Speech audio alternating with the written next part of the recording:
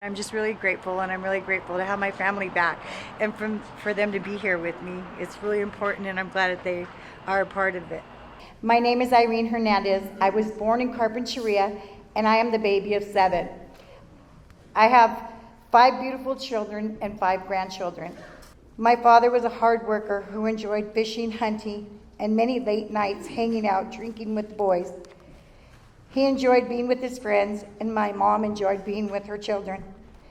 There were many nights he arrived home late and intoxicated, becoming very abusive towards my mother. My parents divorced when I was 2. I became a depressed young girl trying to hide from reality.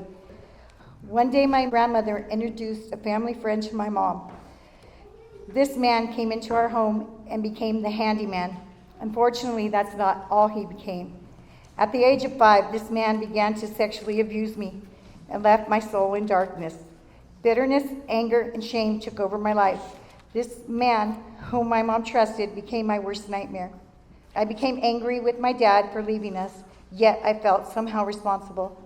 I felt I didn't fit in anywhere and felt everyone knew what was going on. At 16, I started drinking with my older sister and her friends. I loved the new way it made me feel confident, and it helped me forget about my secret. By the time I turned 18, what once mattered didn't anymore, and my old values faded away. I began to search for love in men, in alcohol, and even cocaine. At 21, I became pregnant. I had a daughter named Amber. I wanted to give her the life I never had, one with security, structure, love, and protection.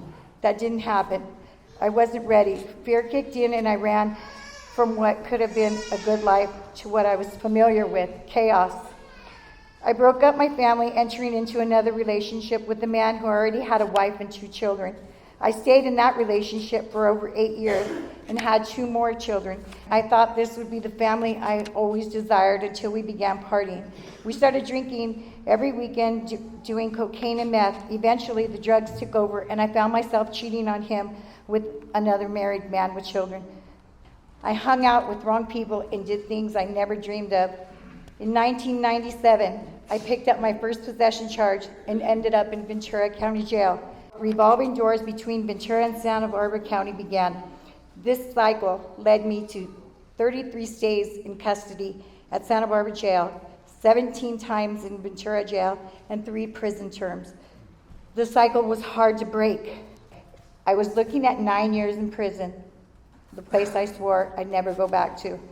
It was time to change my life. I enrolled in the Santa Barbara Sheriff's Treatment Program.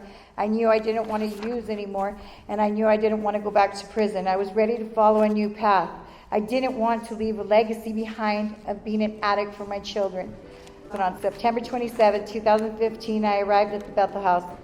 After walking through those doors, I began to let God control my life, and I surrendered. The freedom that I've gained from this program and AA have made me a different individual with integrity, dignity, and hope. I have enrolled in Santa Barbara City College with plans to become a drug and alcohol counselor.